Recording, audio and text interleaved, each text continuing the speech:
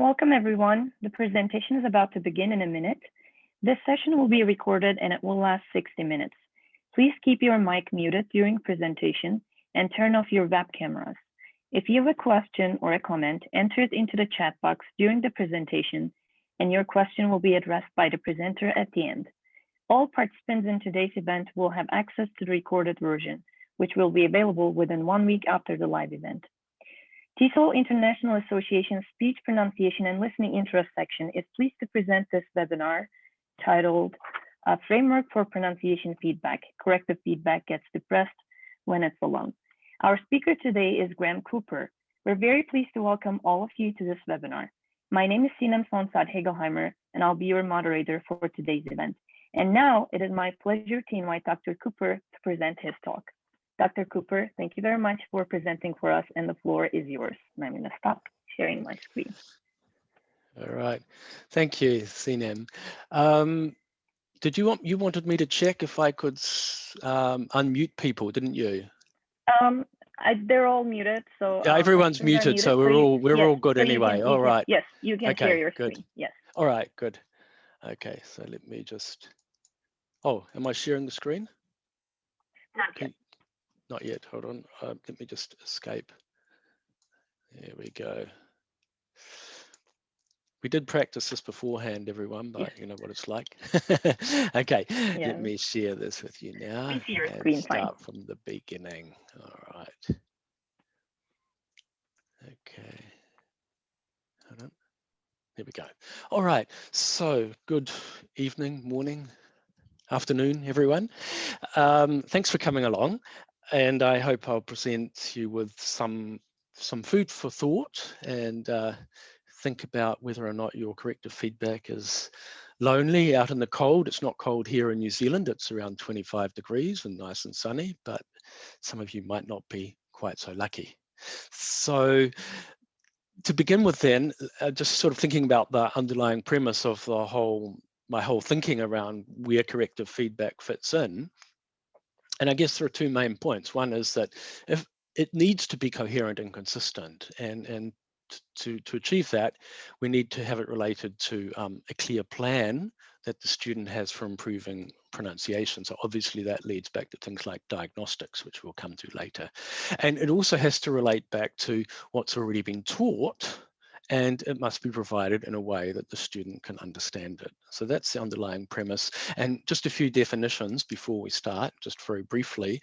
A couple of the main topics that we'll be thinking about here are phonological concepts and perceptions. So we could think of a phonological concept as the individual way in which the speakers of a specific language think about and understand and mentally represent the different categories of that language. So categories, for example, could be like syllables or word stress would be a category or a particular phoneme. And speech perception refers to how those concepts help us to actually extract meaning from the speech it helps us to categorize sounds and at all levels again, of course. I'm coming from a perspective here which I've gleaned from cognitive linguistics, but you can arrive at the same endpoint through other channels. It doesn't have to be cognitive linguistics. But the two main things about cognitive linguistics is it suggests that we use our cognitive skills when we are learning a language. So that means we can use, for example, perception as a cognitive ability that we have, or memory, right? So obviously skills-based approaches also use the same thing, or any kind of usage-based approach to language will suggest that we do have access to, that we can use those skills to help us learn a language, unlike some of the Chomskyan sorts of approaches. And the other key thing is that we talk about the embodied mind. So in cognitive linguistics, we don't see the mind as being something separate on its own, but we're part of society, and we're part of our whole social, physical environment plays a role in how we perceive language and how we use language. So that's just roughly what we're talking about when we talk about cognitive linguistics. And two other key terms that we can talk about are critical listening, and this term actually originally came from Helen Fraser, where we get the learner to listen to and compare two productions of the same word or utterance, whereby one is, if you like, acceptable and one is not so acceptable. And here also we're focusing on perception and getting at the underlying concept. And the other term I'll be using today is socially constructed meta-language, which is one that I invented. And basically, it's just how we negotiate sounds. Meryl Swain talked about languaging, and it's a similar sort of idea that you work with your students, with your class, to develop ways of talking about language. And when we're thinking about pronunciation, ways of talking about different concepts that your students may be having difficulty with. So in terms of some of the issues and questions that we might sort of think about when we look at the literature, obviously at the basic level, you know, does it work, right? Because sometimes it does and sometimes it doesn't. And, you know, we might also think about how effective different types of corrective feedback are. So typically people talk about recasts or prompts, or they talk about how explicit or implicit that feedback is. If you used meta language, how effective was it? And then specifically around pronunciation, what do we know about that? And also, what about feedback on people's perceptions? Because, you know, perception is an important part of pronunciation. And of course, what teachers think about whether or not corrective feedback is really important, because it plays a role in how they use it, or if they use it, and when. And I just got ahead of myself before. I mentioned perception. Yes, I'm arguing that that's really important. So we need to think about why, and then perhaps some of the different possible theories. So the interactionist theories of, you know, negotiation brought this. Well, actually, that was the source of a lot of general research on corrective feedback through the interactionists. You know, Michael Long's school of thought. And of course, yeah, as I said before, skills learning, sociocultural theory also fits in very well with cognitive linguistics in terms of thinking about how you help people to form new concepts. And L2 speech research has had a big role to play in our understanding of perception. So in terms of, yeah, so what does it all mean? And I guess that's the question I ask myself. And so I've tried to put a bit of a framework for practice together that we can look at today.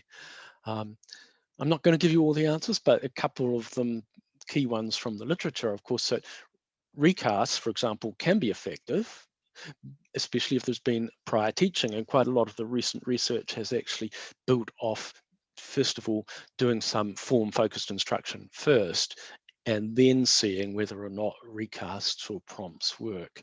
Overall, yeah, it's often recasts have been compared with other types of corrective feedback, specifically prompts. And the results are mixed. Prompts are often found to be more effective, but not always. So it seems to be cutting both ways. The point is, though, and this is what I've found from my research, is that most teaching is ad hoc and often in response to errors. So in other words, if we're saying, well, feedback works better if you've taught it before, but actually most of us are not teaching it before, we are just responding to the error, then that obviously decreases the chances of our success. And, you know, the teachers that I spoke to and the teachers that I observed also noted that a lot of feedback doesn't seem to work, or if it does work, it's very temporary, and the next day it doesn't work. So to sum up then, effective feedback requires the learner to understand that there's a problem. They also have to understand exactly where the problem is, the precise nature of it, and how to fix it. So in terms of how to help, well, I'm going to explain this in a bit of detail a bit later, but obviously we need to think about having effective communication, which is where this idea of socially constructed meta-language came from. We want to do some work on perception through critical listening, which also involves feedback, of course. And so we need to focus on both perception and production. And we need to try and work out how to integrate feedback into all stages of teaching and make sure that we're helping to form new concepts of those second language phonological categories. So anyway, here's this little chart that or model that I've drawn up to try and summarize what I think we have to do to make our feedback work. So the starting point is a diagnostic test, and I'll talk about each of these as we go. So but we need to start with some kind of diagnostic test, and then some feedback with students and help them to set goals. And from there, of course, obviously, we can work out what we're going to teach and sort out the things you're going to do in the classroom. And through each cycle of your teaching, no matter what sort of approach you're using to your teaching, there's going to be some kind of presentation or discussion of language to begin with, right?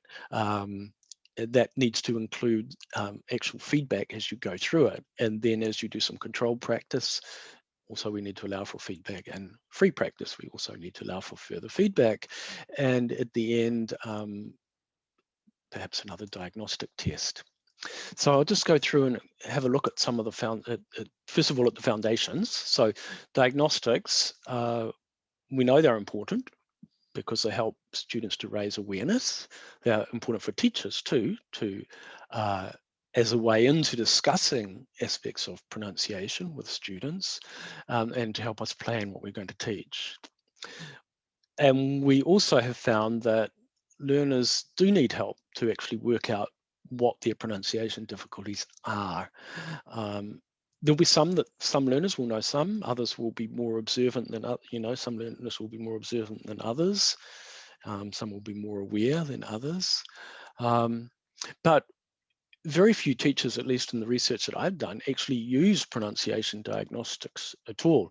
And the few who did use them, in Uruguay, where I talked to teachers, a few used them, not many, 2 or 3, I think. They said, oh yeah, I use diagnostics, but they don't share the results with their students. So obviously that's a really important part. And maybe some people are not very familiar with diagnostics. So for example, so Gilbert gives some good examples, and there are a few other books now that have various diagnostics in them. I'll just quickly show you. This is one that I use. This is available on this blog that I've got here.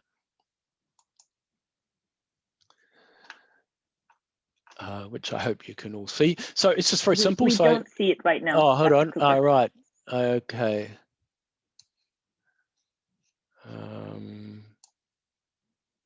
Let me see. New share. All right. Here we go. All right. That's funny. I thought we saw it when we practiced it. Okay, thank you. Okay, so this is just some sentences that I made up for fun years ago, actually. Just basically, I was just trying to cover all the vowels and consonants and set up things like consonant clusters or difficult joining things, or things that I knew my students had problems with, like saying bake it instead of baked, for example. And so they're sort of silly sentences, but that's all right. They work surprisingly well. So the reading task at sentence level, then a reading task perhaps at paragraph level, and then we want to try and get some extemporaneous, some more spontaneous speech if we can. So for example, I asked them, just introduce yourself and describe your goals for the course, or it could be any sort of speaking task that you want to set. All right, so I'll just close that. And oops, hold on, sorry, I just closed the wrong window here. Let me just go back to sharing again and just get back to our slide. Here we go. All right, so sorry about that. There we go. So we can think about diagnostics, and then after our diagnostic, then we obviously need to give some feedback. So as I said, it's useful for teacher and learner planning. I see like this on the right here, I've got this sort of little form that I sometimes use as a feedback form. So sometimes I will just write underneath what the student has said, but then sometimes I'll give them a bit of a form so we can look at some of the typical difficulties that they have. And there'll be some of them that you won't be able to cover in class, of course, if you've got multilingual classes, multicultural classes. But so you can have some class goals and some individual goals, and obviously there are more and more websites out there that do have ideas for extra practice. For what we're going to do in the class, then obviously it depends on the group. These are the sorts of things that I find have popped up in pretty much all of my classes over the years. And I think phrasing and pausing I find is an easy one to start with, because quite often students have problems with this. Obviously, new vocabulary items, especially stress, is something that we want to keep in mind. Linking and connected speech. Another really common problem I find with, now most of my students, probably 3/4 of them, would come from East Asian countries or Southeast Asian countries, so China, Korea, Japan especially. But so I've noticed students from other countries and other language backgrounds also have difficulties in de-stressing the unstressed syllables in the word, and so we're looking at using the schwa here. Sometimes, of course, there may be relevant genres, like maybe your class is focusing on oral presentation, so that's going to play a role too have an effect on the pronunciation goals you choose. I found syllable coders are a common difficulty with my East Asian and Southeast Asian students, and so are consonant clusters. Those two often sort of go together. And intonation, well, actually the last one there, we can join up with the first one, phrasing and pausing. Is also something that we obviously need to work on. So, right, so those are our foundations, and then we've got, our cycle where we think about, okay, what am I going to start with? What am I going to teach? How am I going to make sure that I give feedback as I go? And then what kind of practice and freer practice am I going to use? So if I'm thinking of teaching as my base for corrective feedback and how I'm going to integrate it, obviously I need to start with effective communication. And I need to think about how I'm going to help my students form those concepts for any that they have difficulty forming. So I'm making sure that I focus not just on production, but also on perception. And also, of course, I'm focusing on form and meaning, right? And how form realizes meaning. So I'm going to present an analogy here, which I find, which my master's students have often found very helpful, and trying to understand what it is I'm talking about when I'm talking about how we go about forming new concepts. So Helen Fraser wrote this in Speak Out a few years ago, using star formations as a nice analogy, or I thought it was a nice analogy. And she's Australian, so she has this one here. This is called the emu in the sky, this picture. And this inspired her to write this little piece. So the first thing then, when we are learning a new concept, right? So that emu in the sky isn't real, right? It's a concept. We need to understand how it's conceived. So we need to learn the shape. So you can see it in the same way with pronunciation. We need to learn how the people who use that language actually find that shape amongst all those random stars. Okay, so first of all, we've got to think about how we find it. Where do we start? Okay, you've got to look on the right part of the sky, first of all, which means if you've got someone to help you, they can talk, you can work it out together, you can negotiate about it, you can communicate carefully about it, and look for some landmarks that you could use. So make sure you're looking at the same thing, right? So for example, if we look here, so here we could point, oh look, here's a nice little, oops, oh, sorry, that was a bit crooked, wasn't it? But anyway, in the head of the emu, you've got that little cross, that little square of stars there. So you would look at different landmarks and reference points to try and identify the shape. I think that might be the Milky Way in there. As I say, this is I can't see the emu in my sky, but Helen can. Okay, so landmarks are reference points to identify the shape, but it needs ongoing dialogue to ensure that we've understood. Let me just stop my pointer. It seems to be interfering with something. There we go.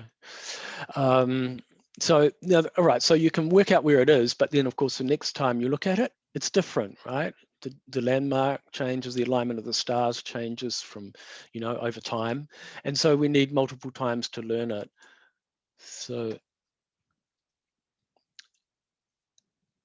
and it's the same with pronunciation. Then we have to recognize that it doesn't always sound the same.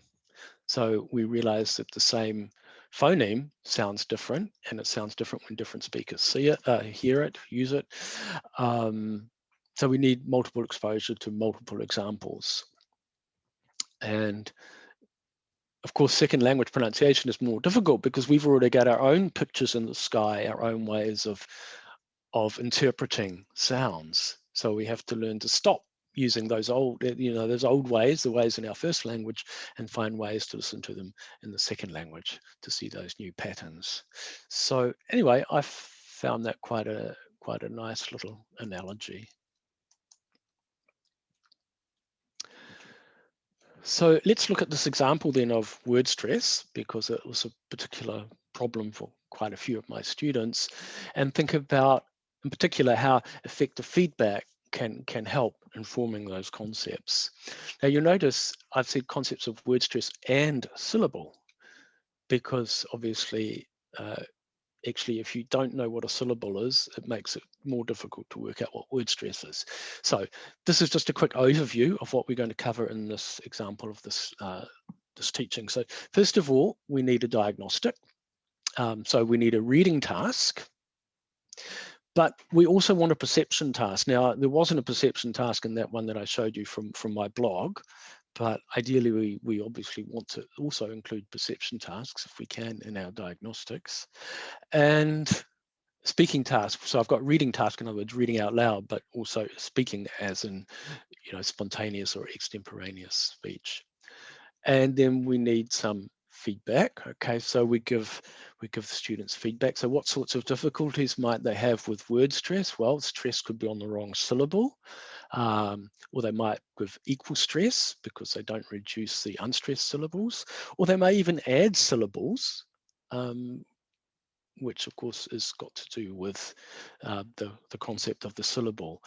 So in presenting it, one good way to present this whole thing is through some careful listening and some critical listening and discussion in the class of perception and language differences. And through that, we can develop a way to talk about it, some socially constructed meta-language. So there's a need to check and help form concepts of both the syllable and word stress. Then, of course, we need controlled practice. So we want to do some more critical listening practice. We might do things like organizing words according to stress patterns. And I'm going to show you some of those worksheets in a minute. And we want to have some kind of free or communicative practice. So I'm going to suggest a card game, but one can also use role plays and things like that. And then perhaps to finish off, if we can manage it, a further diagnostic to check on learning and to give our learners still more feedback. So in this example then, the students that these worksheets are designed for was a group of upper intermediate second language learners, ESOL students, and it was a 4 skills course, and they were preparing for undergraduate study in New Zealand. Now these students came from quite a wide range of countries actually. But as I said before, mainly East Asian and Southeast Asian, but also other countries too. So I used VoiceThread on Blackboard. So VoiceThread is a software program that we have available here at AUT, but there are many others, and basically it allows the students to record themselves, and also it allows them to listen to each other, and for the teacher to also have a record and listen and give feedback on that, on the computer online. So they did the diagnostics, and they did some practice exercises in the computer lab as well. So the teaching was over, sorry, I've ended up with my thing still on, that's better. So it was just 4 weekly 15-minute sessions that I did, actually it was in another teacher's course. And as you can imagine, I also used this for some research, but I'm not going to be talking about the results of the research just yet because I'm still working on them. Anyway, one of of the course goals included vocabulary expansion and working with the academic word list, which I hope some of you are familiar with. If not, I can show you a little bit of that at the end of the presentation if we've got time. So ask me at the end if you want to see that. So I just lined up this teaching of word stress with something else that the students had to do in the course, which was to learn the words in the academic word list. So for this one, I've just limited the focus to 2-syllable words, so 3 patterns, right, with stress on the first syllable, stress on the second syllable, and then a third pattern where we have the stress on the first syllable, but the second syllable isn't reduced. Here's an example then of the diagnostics. So I just had 20 items here that they had to read. They read this in the computer lab, so they had to say the word breakfast and then say it in a sentence. I ate fruit for breakfast. So there were 20 words like that. So they were all just 2-syllable words and a combination of stress on the first and second syllable. And what I did was, after they'd done that, I then took their sound tracks and I cut and pasted and got them to listen and say, they had to tell me, they had to do this in the computer lab, say if the words sounded the same or different. And if they were different, they had to say which one sounded better. And then they had to describe, so they had a microphone so they could talk. They had to describe the difference.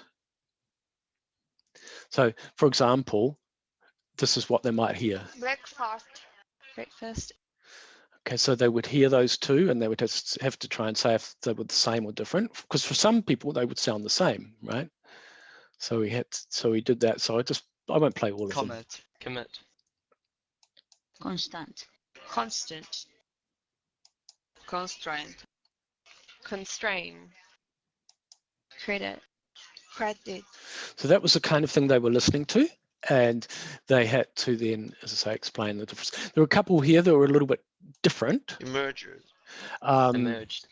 Right, because another related problem with stress is, of course, if you add syllables, it also changes your stress pattern. So I added a couple there where where people might add a syllable or Always. leave a syllable off. So that was the perception part of it. Okay, so in terms of feedback and goal setting, right now, obviously I was only doing a few classes here with them, so I didn't spend that much time on the feedback on a one-to-one basis, but these were the main problems, of course, which we predicted anyway, that the problem with word stress is not just about placement, but it's more failing to de-stress the unstressed syllable or not reducing the vowel. That was the biggest problem. Sometimes, of course, they put the stress on the wrong syllable, but more often than not, they just stressed both of them. There were also differences in how they realized the stressed syllable. Maybe they relied too much on volume and not enough on length. That wasn't really a major issue. It was just something I did, there were differences, but probably don't affect intelligibility too much. And underlying all of this, of course, was sometimes they had the incorrect concept of an English syllable, right? So they might add or omit syllables. So this is how I would start, and I've done this a few times. I find this a nice way to start a new class. I'm lucky, I've got a name that people find very difficult to pronounce, Graham. Now, so if you have an easy name, you could always, you could use any word, obviously, to introduce this, or you could bring your friend to class who has a difficult name. So Graham is a particularly difficult name for speakers of many languages to pronounce. So I just start off, I write my name in first class, write it on the board, and I just say, how many parts? And I'll say it for them. I'll say, Graham, how many parts do you hear? And I get answers that range from 1 to 5. So 1, someone's hearing Graham, and it may be that some American speakers might hear Graham, might hear it as one syllable, because we also have obviously slight variations in our concepts and different dialects and different accents. But anyway, so we have a lot of interesting discussion around how many syllables there are there. Of course, then I will explain how I hear two, and we'll work out, as a class. So there's grey and all right. So we can talk about how we hear two and how in other languages they hear more. So what I do is I give them my name Graham in Maori, right, New Zealand language, Kiriama, which is of course just a transliteration, right? But I quite like it because it indicates how Maori heard Graham when they first heard the name Graham, right? So I'll write Kiriyama on the board, and that's easy. For them, that's clear. That's 4 parts or 4 syllables. Notice I don't even ask syllables, right? I don't mind what they say. They say parts. And of course, if you're Japanese, you might be thinking of a mortar. So when you hear grey, the A, it can sound like 2, right? 2 more. Okay, so we write that on the board, and then we ask them about their names, and I get the students to work together and try and work out how they hear each other's names. That's the upside of having multilingual classes, is that they can find out about their own language differences. So the point of this is to make them feel comfortable that, well, yeah, different languages have different ways of thinking about, for example, syllables. And there's nothing wrong with that. It's the way it is. I might here do a little bit of quick controlled practice to check that they have got this concept once we've worked through it. So, and of course with some feedback. So quite simply, so just taking some words from the academic word list. This is not the whole worksheet, obviously. They just had to write down the number of syllables. So I'd read them out, I'd listen and say how many they had. And then they had to go away and work out the meaning, right? So if they didn't know the meaning, they had to find a definition, or they could just translate it if they couldn't be bothered, right? So that's the first part, is getting that concept of the syllable set. And then the next part is to get the concept of word stress set. So we return to my name, and again, we'll say Graham. So what's the difference between the 2 parts? So I'll have my name written on the board, and put big circles around the stressed syllable and a little circle around the unstressed one. And the learners, then I get them to say, well, what's the difference? How do you hear the difference? And they'll say, oh, that one's longer, or the other one's shorter, or it's stronger, or the other one's weaker, or the other one's little, one's big. Someone might say, oh, change of tone, right? And of course, some will use the term stress, or some will say accent. But I'm happy for them to use their own words, because stress in their language is different from stress in English. So they need to think about that. And that leads us to comparing the concept in different languages. So for example, in Māori, Kiriyama, the stress is on the 3rd syllable, but as an English first language speaker, it's not that clear to me that it's on the 3rd syllable. I had to listen very carefully and get some proficient Māori speakers, I speak a little, but proficient Māori speakers to confirm that, yeah, it is on that 3rd syllable. So we can talk about how the stress in Māori is not so, the stress syllable is not as different from the unstressed syllables, and the vowel doesn't change, but it does change in English. So those are some of the key things then to think about. And then I did some practice with them from the diagnostic test, right? Some further practice. And this one we did in class, right? So we listened to the word, and then they had to say if it sounded the same or different, and then they could describe the difference. And we could discuss this in class and have some dialogue about it. So this is what I'm talking about. When I'm talking about critical listening, it's a little bit like listening discrimination practice. But the focus is really on trying to understand more precisely how the learner perceives the target, not just if they've got it right or wrong, but how are they hearing it? Because that can help me in trying to explain it to them. It can help me to see how get it more of a grasp on where the problem is. What is it that they're not quite getting when they can't get it right? And the more detail I've got, and the more detail the student has, because I try and give the student detail about how I hear it, the closer we can come to helping them to actually form those new concepts. So we're talking here about things that are difficult for our learners to learn, right? When we have to go into this amount of focus, right? Obviously, some aspects of pronunciation we can learn quickly and easily, but others not so. And then we might have, so we need some more controlled practice. So starting with the first type, so I just called them type 1, type 2, type 3. So type 1 with stress on the first syllable. Okay, so I would read the words out to them in the class, and then they would have to go away and record them in the computer lab and read the sentence as well, and then try and correct themselves and try and correct each other's, right? Notice any problems they had, and also I could give them feedback on that work. Right? So then I could do the same thing again. I could take the words that they had recorded and I could make up some critical listening practice exercises in which we went through that same process again. So here were some examples of word stress on the first syllable. Then I did the same for words with stress on the second syllable, and just then introduced the examples of words where there was no reduction of the unstressed vowel. And as a kind of revision, you know, listen to those words and put them in the right category.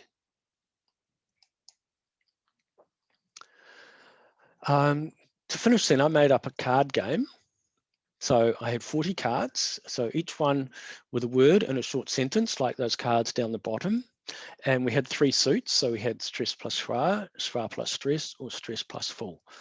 And the aim was to get rid of all your cards. So groups of 4 or 5 players. So the first player would deal 5 cards to each player. The player to the left of the dealer reads out the word and the sentence from one of their cards. And the player to their left has to see if they have a card with the same stress pattern. So for example, if I read alter, you may need to alter the dress so it fits. And now another student, or the next one, if they have one that has the same word stress pattern, so they would say constant. Some things are constant, others change, right? So I'm getting them to recognize this is the same pattern. So then if they think that they've got the same pattern, they read it out, and then they compare, they show their cards and check if they're correct. And I put the number in the top left-hand corner there, the number 1, right? Even though it was a bit of a cue, it didn't really matter. The students didn't really notice the meaning of the 1 until they've been playing for quite a while. But even if they did notice, as long as they didn't say it out loud, the other person still had to recognize the pattern and repeat the pattern correctly. So if they're not correct, of course, you keep both cards and then you continue. So if you're having difficulty with it, you're going to get more and more cards, which will, of course, give you more and more practice. If you get it right, then you can put those cards to the side. Okay, so there's a card game. Also, you might think up a role play. It's an example of a role play, you know, getting a loan from a bank, you know, who do you give the loan to? That's also up on that same blog that I took you to before. So to conclude then, corrective feedback on its own is not as effective as if it is integrated with teaching. So that's the main thing, is we need to integrate our feedback. We need to use diagnostics, and we need to give students feedback and set goals. It's really important that we find ways to effectively communicate with our students about the underlying concepts of pronunciation, especially the things they're having trouble with. And one really good way is using comparison, you know, comparing and contrasting, and then talking about, you know, how it sounds. You know, how do I perceive it? How does it sound to me? How does it sound to you? So yeah, so the final word is, yeah, don't let your corrective feedback be lonely. And there are a few references. Okay. All right. Well, thank you so much, Dr. Cooper. That was a wonderful presentation.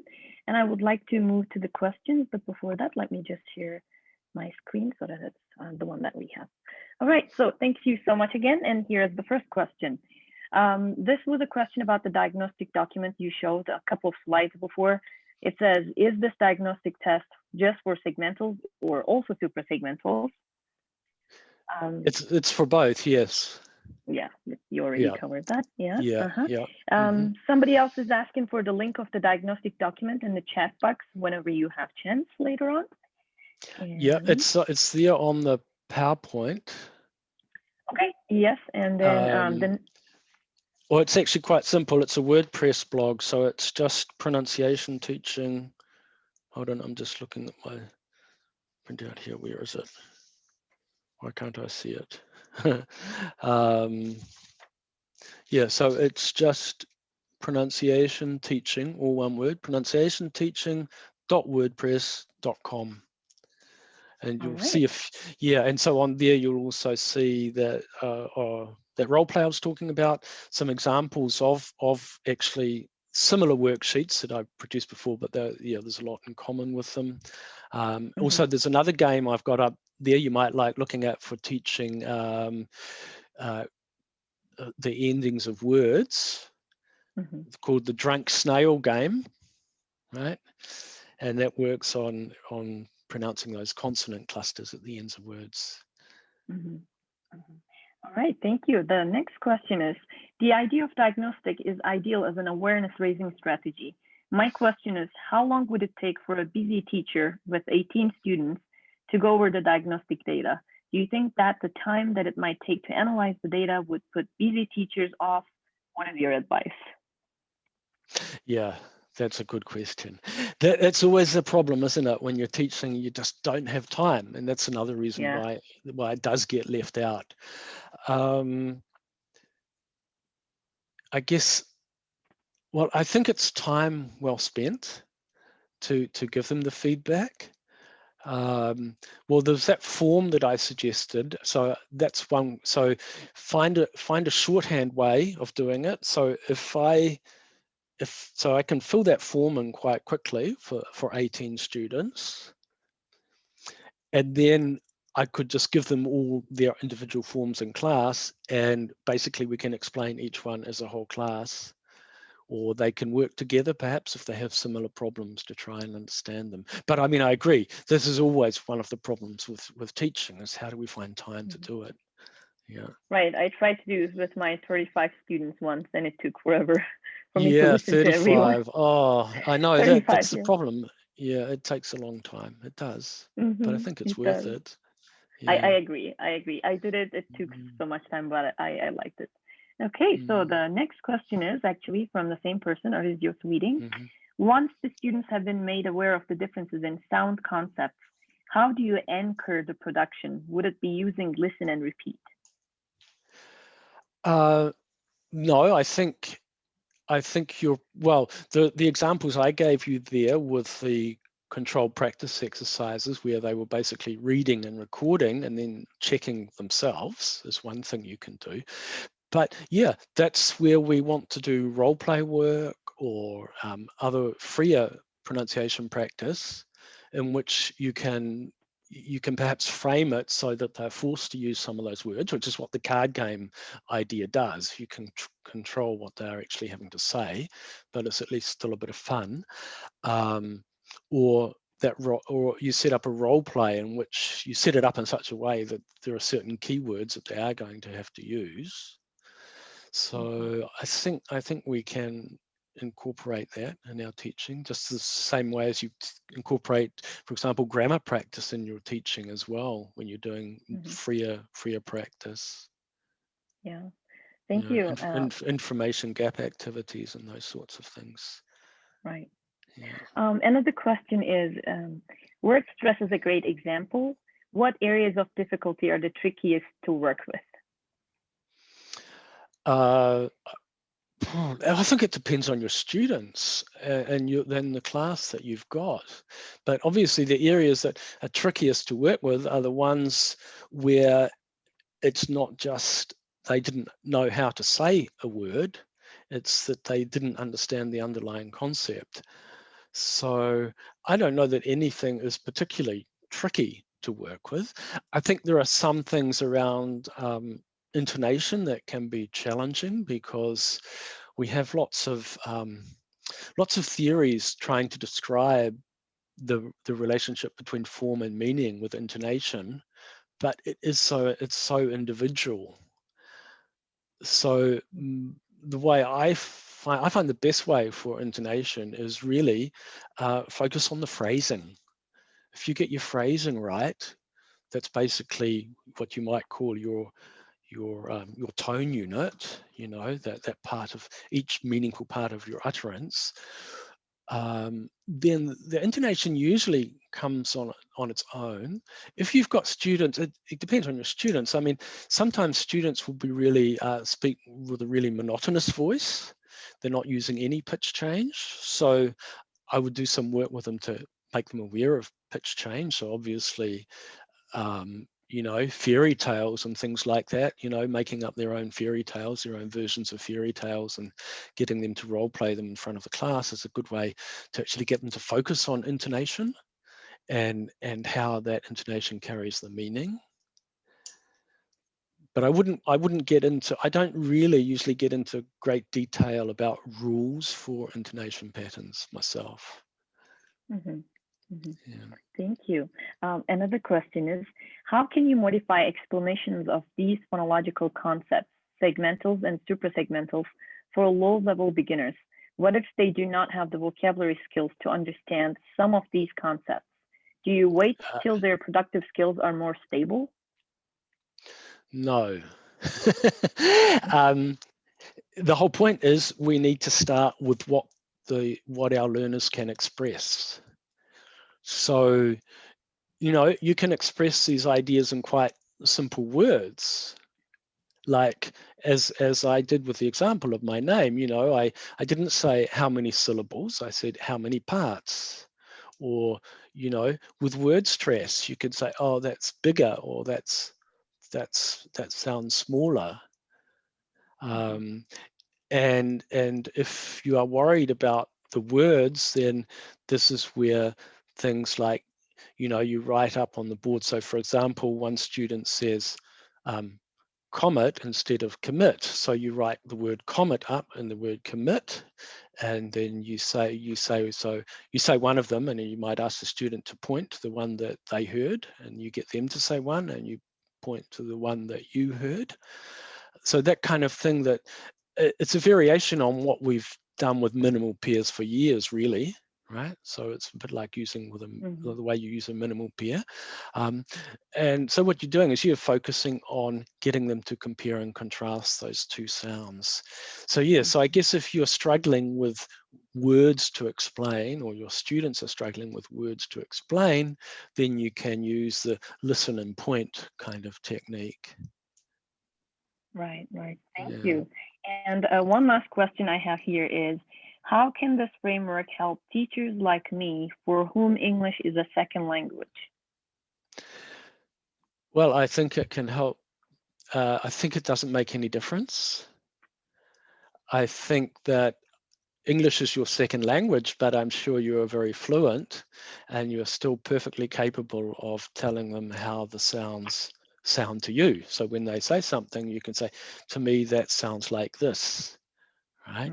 And if you're really insecure about your own pronunciation, you could, you know, you could say, well, to me, yes, I know, especially if it depends on the context, but if you have speakers who all speak the same first language and you speak it too, then you have a great opportunity there to actually show, yes, I know how we think, this is how we think about it in Spanish, for example, or whatever the language is. We think about it like this, but actually when we get good at it, we learn to think about it this way, you know. So I think that there are lots of advantages in understanding the concepts that your learners have in their first language. So if you happen to speak the same language as them, then you have a huge advantage, right? Because you have a good idea of how they may be perceiving the sounds. But you have the extra knowledge that you also know how the target language speakers perceive, for English perhaps in this case, perceive those sounds or those concepts. Does that explain it? Yeah. Yeah.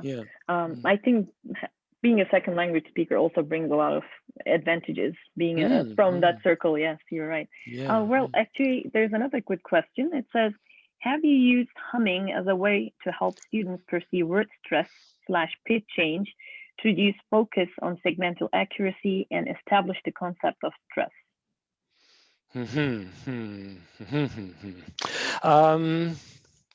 No, not really, but I've seen it being used, and yeah, it's a perfectly, you know, I think we use whatever tools we've got. So we use whatever tools we've got, just keeping in mind what our end goal is. So there are lots of tools that we know from communicative language teaching over the years, and lots of ideas for different activities, and they can all be used very effectively. It's just a case of how we use them to make sure that the learners are actually really understanding the concept behind it. And it's the same way someone asked about, you know, listen and repeat. Well, again, I think my experience is listen and repeat can help to automatize stuff, to practice it, as long as you've got the concept. If you don't have the concept, listen and repeat, for me, is a waste of time. So, but if you understand what the concept is behind it, the listen and repeat just helps you to make it more automatic for you. So, you know, so all of these things can be used. We really just need to keep in mind, yes, we need to make sure they are learning that concept. So they need to have that, they need to hear multiple examples from multiple speakers of how these things can sound in different contexts. And, you know, that increases our understanding of all the different things that go to make up everything that fits within that category. Right. Is that okay? Yeah. Yeah. Thank you so much. Well, do we have any other questions? All right, let me see. There's one last comment. Thank you so much for this enlightening webinar, Dr. Cooper, says Merve. Well, thank you so much, Merve Hocam.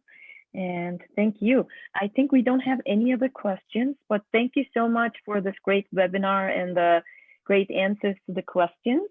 And it was fantastic to hear about corrective feedback from you as a person who read from your work about corrective feedback. And thank you so much for everyone who was here today for this great webinar. And with that, we must conclude today's online program. And today's presentation was titled A Framework for Pronunciation Feedback. Corrective feedback gets depressed when it's all alone. A special thank you to our presenter, Dr. Graham Cooper. And this concludes the program. You may now disconnect. Thank you so much. See you all at the next webinar. Thank you everyone for coming. I see Helen Fraser was there too. Helen, thank you for coming. Lots of people in the participants. Until everybody leaves, I actually feel free to look at everyone's name, and if there's anyone you want to chat, you could do that. We still have time. All right, let's have a look. I don't know, I'm just looking out here under our participants. Oh, how can I see their names? I thought I clicked on participants. Under view. I just, oops.